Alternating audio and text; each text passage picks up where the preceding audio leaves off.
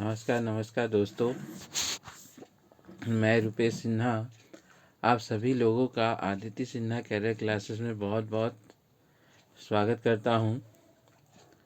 दोस्तों, आज हम लोग बात करेंगे साइंस के प्रश्नों का, है ना। साइंस के प्रश्नों का हम लोग आज बात करेंगे, देखेंगे कि साइंस का प्रश्न किस तरीके से आता है। तो चलिए दोस्तों, हम लोग शुरू करते हैं। पहला प्रश्न से, किस प्रकार की तरंग का प्रयोग रात्रि उपकरण में किया जाता है ना। किस प्रकार की तरंग का प्रयोग रात्रि दृष्टि उपकरण में किया जाता है। तो अवरक्त तरंग का प्रयोग राष्ट्रीय दृष्टिकरण में किया जाता है। इसकी खोज विलियम हर्शल ने किया था। इसकी परिसर, मतलब ये कितना इसका स्ट्रेंथ है, तो 7.8 इंटू 10⁻⁻7 से 10⁻⁻3 तक। इसका उपयोग हम लोग, है ना, अवरक्त किरण का उपयोग आपका ये कोहरे में फोटोग्राफी करने के लिए इसका प्रयोग किया जाता है। ठीक है दोस्तों, चलिए अगला प्रश्न हम लोग देखेंगे। किस एक में ध्वनि की चाल सबसे अधिक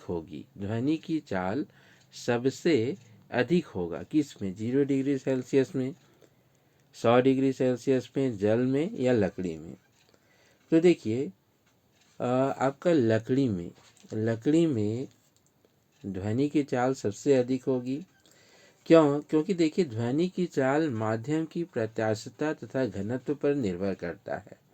ध्वनि की चाल अगर हम लोग देखें, ध्वनि की चाल तो जो माध्यम है ना, जो माध्यम है, उस माध्यम की प्रत्यास्थता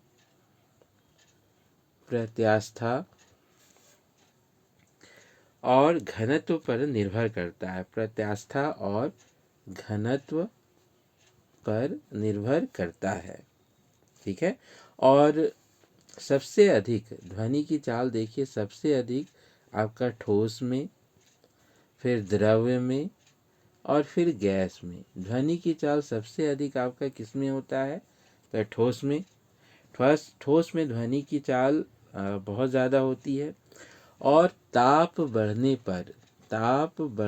पर, है ना, देखिए ये भी प्रश्न आता है कहीं। ताप बढ़ने पर ध्वनि का चाल बढ़ जाता है। तो ध्वनि की चाल सबसे अधिक होगी तो किस में होगी? तो लकड़ी में होगी। एक जेट विमान 2 मैक, है ना, 2 मैक के वेग से हवा में उड़ रहा है। ध्वनि का वेग 332 मीटर पर सेकंड है। तो वायुयान की चाल कितनी होगी? है ना। देखिए, यहाँ पर आपको ध्यान देना है, 2 मैक नंबर आपका किससे जुड़ा हुआ है? ये भी प्रश्न आता है ना। मैक नंबर आपका क्या चीज़ से जुड़ा हुआ है? तो ध्वनि से जुड़ा हुआ है। ठीक है। तो ध्वनि का वेग अगर 332 मीटर है और 2 मैक दिया है, तो आप इसको मल्टीप्लाई कर दीजिए, तो आपका क्या हो जाएगा? तो 664। यानी वायुयान में ध्वनि की चाल कितनी होगी? तो वायुयान में ध्वनि की चाल 664 मीटर पर सेकेंड होगी। यहाँ पर आपको क्या करना है? 332 को 2 से मल्टीप्लाई कर देंगे तो 664 हो जाएगा। अगला प्रश्न हम लोग देखेंगे। लगभग 20 डिग्री सेल्सियस के तापक्रम पर किस माध्यम से ध्वनि की गति सबसे अधिक होगी? है ना। तो देखिए, 20 डिग्री सेल्सियस का तापक्रम पर आपका लोहा, है ना, लोहा में ध्वनि की गति अधिक होगी। तो क्यों होगी? लोहा में ध्वनि का गति क्यों अधिक होगा? तो दोस्तों यहाँ पर आप ध्यान दीजिए, मैंने अभी बताया कि ठोस, द्रव्य, गैस, है ना। तो ठोस में ध्वनि की गति बहुत ज़्यादा होती है, ठोस में ध्वनि की गति बहुत ज़्यादा होती है, इसीलिए लोहा आपका क्या है? तो ठोस है। इसीलिए ध्वनि की गति सबसे ज़्यादा आपका क्या चीज़ में होगा? तो लोहा में होगा। और ताप बढ़ने से, ये भी ध्यान देना है, ताप बढ़ने से, ताप बढ़ने से ध्वनि का वेग बढ़ जाता है। ताप बढ़ने से ध्वनि का वेग बढ़ जाता है। ठीक है, चलिए अगला प्रश्न हम लोग देखेंगे।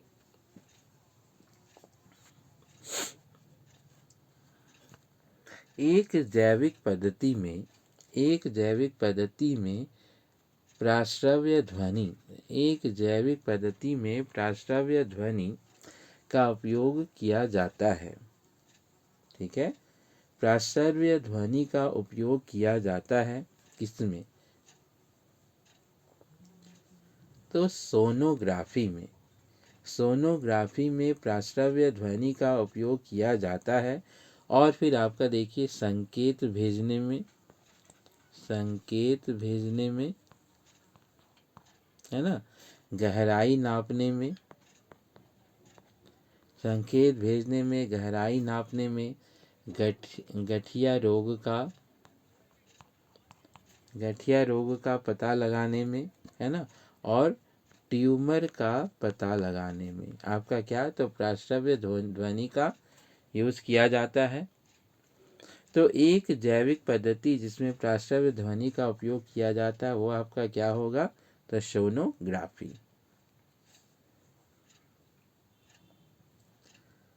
अगला प्रश्न देखेंगे, कौन सा तरंग शून्य में संचरण नहीं कर सकता है? कौन सा तरंग शून्य में संचरण नहीं कर सकता है? तो देखिए दोस्तों, यहाँ पर आप लोगों को ध्यान देना है कि ध्वनि, है ना, ध्वनि आपका शून्य में संचरण नहीं कर सकता है। तो क्यों? तो देखिए ध्वनि का संचरण करने के लिए आपका माध्यम का होना आवश्यक है ना, माध्यम का होना बहुत ही आवश्यक है, तभी ध्वनि संचरण कर सकता है। यहाँ पर देखिए शून्य हो गया, मतलब माध्यम कुछ नहीं है, तो ध्वनि वहाँ पर संचरण नहीं कर सकता। जैसे आपका चंद्रमा में हम लोग कुछ बोलेंगे तो आवाज़ सुनाई नहीं देगा। तो क्यों नहीं देगा? क्योंकि वहाँ पर माध्यम नहीं होता है।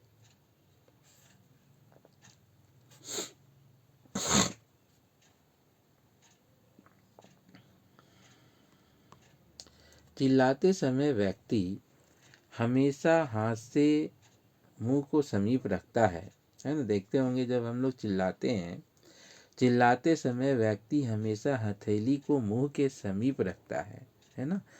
तो क्यों रखता है? चिल्लाते समय व्यक्ति हमेशा हाथ से भी मुंह को, मतलब हथेली को मुंह के पास रखता है। तो क्यों रखता है? क्योंकि उस स्थिति में ध्वनि ऊर्जा सिर्फ एक ही दिशा में इंगित होता है। अगर हम लोग चिल्लाते समय हाथ को मुंह पे रखेंगे तो उससे क्या होता है? ध्वनि एक ही दिशा में इंगित होते रहता है, एक ही दिशा में मूव करते रहता है।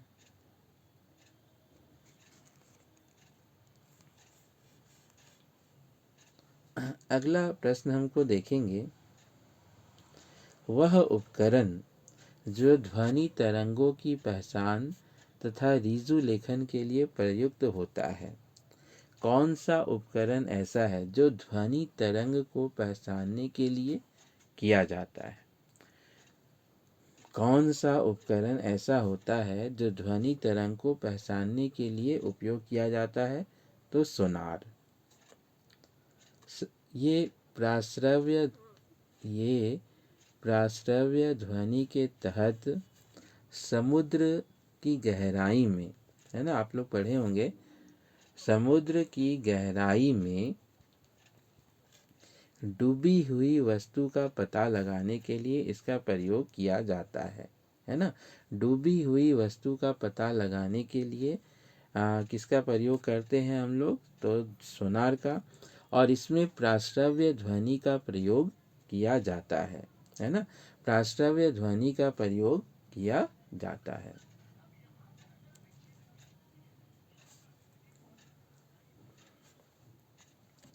जब हम जल की नीचे सुराही भरने के लिए रखते हैं तो जैसे जैसे सुराही भरती जाती है वैसे वैसे हम विशेष प्रकार का ध्वनि सुनाई देता है।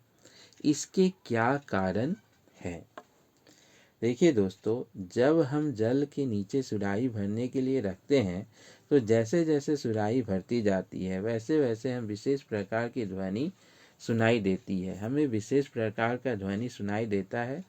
तो इसका कारण क्या है? तो देखिए, इसका कारण है अनुनाद, है ना। इसका कारण है अनुनाद। अनुनाद के कारण हम लोगों को एक अलग तरह का आवाज़ सुनाई देता है ना। तो क्या कारण है? तो अनुनाद।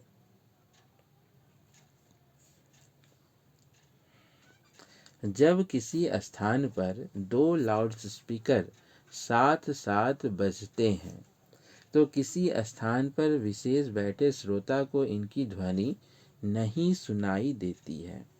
तो इसका कारण क्या है?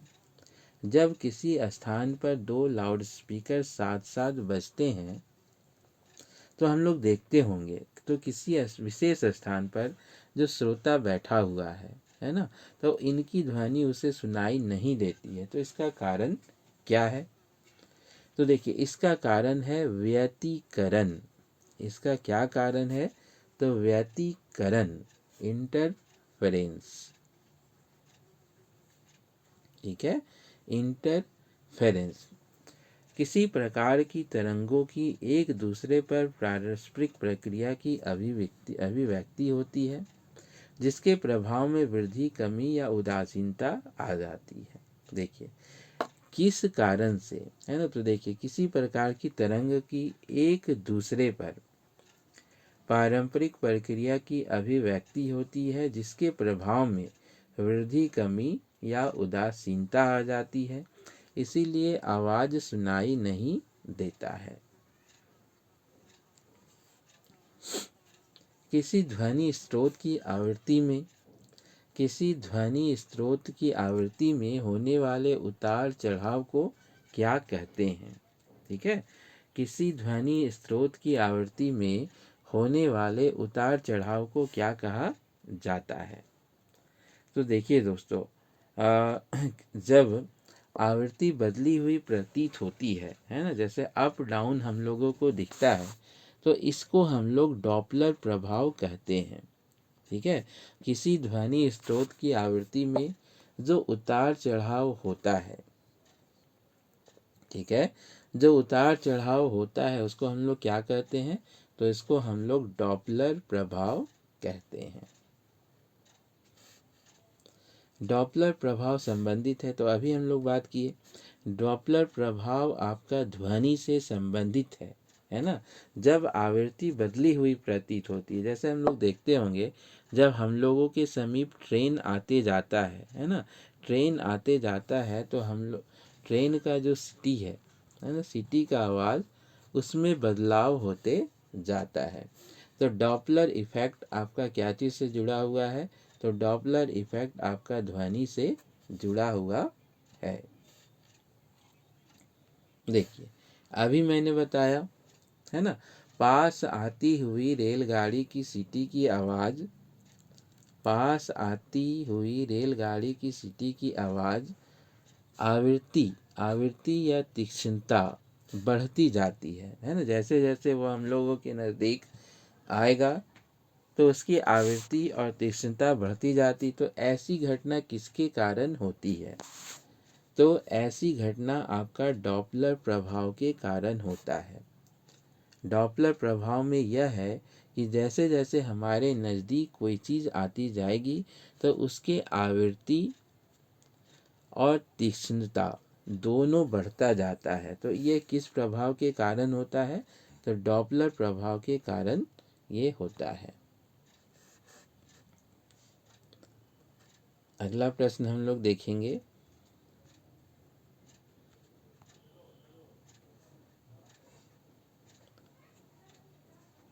है ना? तो देखिए, आर्द्र वायु में ध्वनि का वेग शुष्क वायु की तुलना में अधिक होता है ना? आर्द्र वायु में ध्वनि का वेग शुष्क वायु की तुलना में अधिक होता है, क्योंकि आर्द्र वायु क्या है? तो आर्द्र वायु जो है वो शुष्क वायु की तुलना में उसका घनत्व कम होता है। अभी मैंने बात किया कि देखिए, ध्वनि का घनत्व पर, ध्वनि के माध्यम में घनत्व पर उसका बहुत ज़्यादा प्रभाव होता है। तो आर्द्र वायु में ध्वनि का वेग शुष्क वायु की तुलना में, है ना, शुष्क वायु की तुलना में अधिक होती है।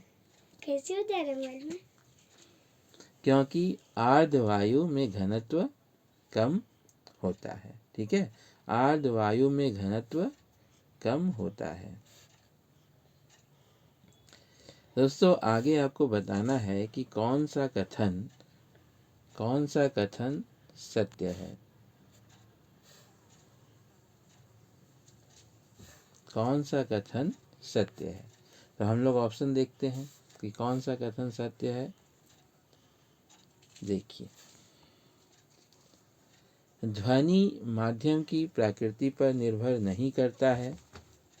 ध्वनि माध्यम की प्रकृति पर निर्भर नहीं करता है। तो देखिए, ये गलत है, निर्भर करता है ना? गैसों में अधिकतम और द्रवों में न्यूनतम होता है, ये भी गलत है।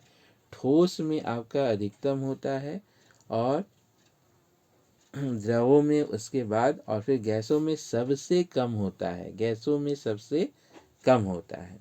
ठोसों में अधिकतम तथा द्रव्यों में कम होता है। तो देखिए, गलत है। ठोस में अधिक होता है और गैसों में न्यूनतम होता है ना? ध्वनि का माध्यम ठोस में अधिकतम होता है और गैसों में न्यूनतम होता है। ठोस में अधिकतम और गैस में न्यूनतम होता है।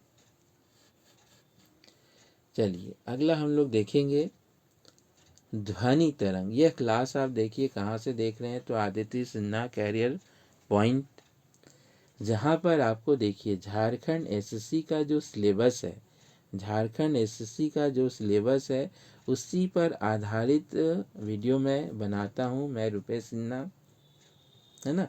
आप लोग हमारे चैनल को ज़रूर सब्सक्राइब करें, ज़रूर सब्सक्राइब करें, लाइक करें, शेयर करें। और किसी तरह का अगर दिक्कत है तो उसमें कमेंट्स ज़रूर करें कि, है ना सर, कि इसमें और भी ऐसा कुछ कुछ होना चाहिए।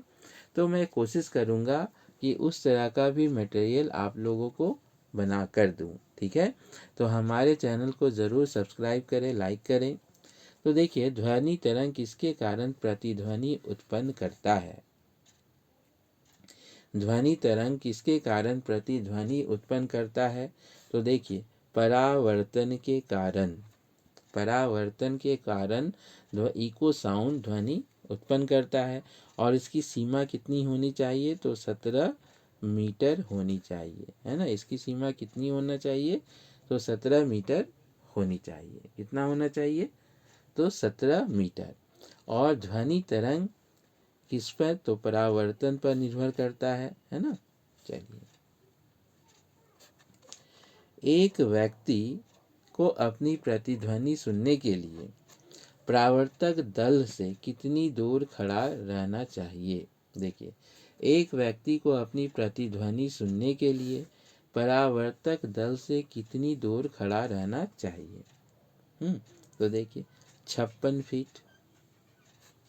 कितना दूर खड़ा रहना चाहिए? तो 56 फीट।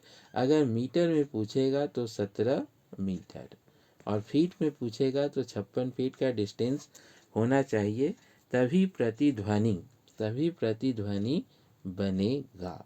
ठीक है दोस्तों, चलिए आगे बढ़ते हैं हम लोग। स्टेथोस्कोप स्टेथोस्कोप ध्वनि के सिद्धांत पर कार्य करता है। स्टेथोस्कोप ध्वनि किस सिद्धांत पर कार्य करता है? तो परावर्तन के सिद्धांत पर स्टेथोस्कोप काम करता है। ठीक है, किस सिद्धांत पर काम करता है? तो परावर्तन के सिद्धांत पर यह काम करता है। प्रतिध्वनि तरंगों के कारण उत्पन्न होती है। प्रतिध्वनि तरंगों के कारण उत्पन्न होती है। तो क्यों, कौन सा तरंग के कारण? तो अभी मैंने बात किया परावर्तन के कारण। ठीक है, प्रतिध्वनि तरंग आपका किसके कारण उपयोग? तो परावर्तन के कारण। सोनार अधिकांशतः प्रयोग में लाया जाता है। ठीक है, सोनार अधिकांशतः, सोनार जो इंस्ट्रूमेंट है उसका क्या चीज़ में प्रयोग होता है? तो देखिए नौका संचालन में, है ना। सोनार का प्रयोग हम लोग नौका संचालन के में करते हैं। तो दोस्तों यहाँ पर हम लोगों ने साइंस से जुड़े हुए कुछ प्रश्नों को देखा, है ना, जो जेएसएससी, है ना, जेएसएससी सीजीएल के लिए बहुत बहुत इम्पॉर्टेंट है। हमारे चैनल को आप लोग ज़रूर लाइक करें, सब्सक्राइब करें, ताकि मैं इसी तरह बूस्टअप होकर हर दिन कुछ नए नए वीडियो को आपके समक्ष डालता जाऊं।